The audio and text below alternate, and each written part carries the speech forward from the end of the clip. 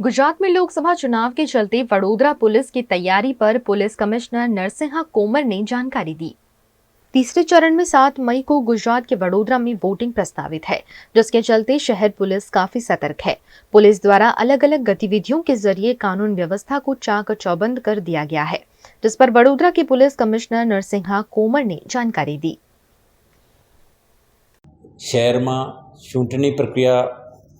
अनुसंधाने लगभग 21 flying squad ने 21 static surveillance team पण कार्यरत है અને શહેરના જે ચેકપોસ્ટ છે આને પણ આપણે સતર્ક રાખીને ત્યાં આવતા જતા વાહનો ઉપર નજર રાખીએ છીએ અને કોઈપણ એલિમેન્ટ્સ કેશ, બુલિયન, હથિયારો, એનડીપીએસ કે અન્ય કોઈપણ પ્રકારની ઓબ્જેક્શનેબલ મટીરિયલ લઈને આ વિસ્તારમાં એન્ટ્રી ના કરે અને કોઈપણ રીતે વોટર્સને અનડ્યુ ઇન્ફ્લુઅન્સ કરવાની કે ઇન્ટિમિડેશન કરવાની કોઈ शक्यता ना रहे ते माटे पुलिस टीम डिस्ट्रिक्ट एडमिनिस्ट्रेशन साथे संकलन में रहीने काम करी रह्या छे। आजनी अत्यारे आपणे ज्यारे वात करीए छीए तो डी डेट एटले 7 मे 2024 नजीक आवे छे। आजनी तारीखे आपणे जे मानव बळ छे आना महत्तम उपयोग करीने police, state reserve police force, central armed police forces અને હોમગાર્ડ, જીઆરડીના માનદ વેતકો અને આપણા ટીઆરબીના સભ્યો એમને તૈનાત કરીને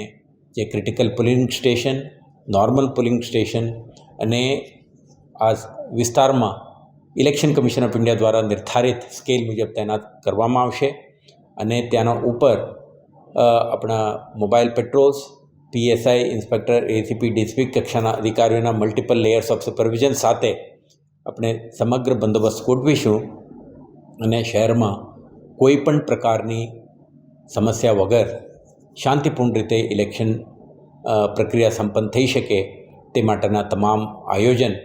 વડોદરા શહેર પોલીસ દ્વારા કરી છે। અત્યારે શહેરમાં જે પોલિંગ સ્ટેશન્સ છે તો સ્થાનિક પોલીસ સ્ટેશનના ઇન્ચાર્જ, એસીપી, ડીસીપી અને મારા કક્ષાથી પણ કેટલાક સંવેદનશીલ વિસ્તારોના મુલાકાત લેવામાં આવેલ છે અને તેના પ્રોફાઇલ, તેના પોટેન્શિયલ રિસ્કને ધ્યાને રાખીને આપણે ત્યાં પોલીસ ઉપરાંત કેટલાક જગ્યાઓ ઉપર એસઆરપીએફ અને સીએપીએફને પણ તૈનાત કરવામાં આવે છે અને સાથે સાથે ડિસ્ટ્રિક્ટ ઇલેક્શન ઓફિસર તરફથી કેટલાક વિસ્તારોમાં વેબકાસ્ટિંગ અને માઇક્રો ઓબ્ઝર્વરને પણ મૂકવામાં આવે છે અને મલ્ટિપલ લેયર આપણા પેટ્રોલ પાર્ટીઓ પણ સતર્ક રહેશે, ક્યુઆરટીઓ સતર્ક રહેશે। તો કોઈપણ વિસ્તારમાં કોઈપણ જગ્યાએ કોઈ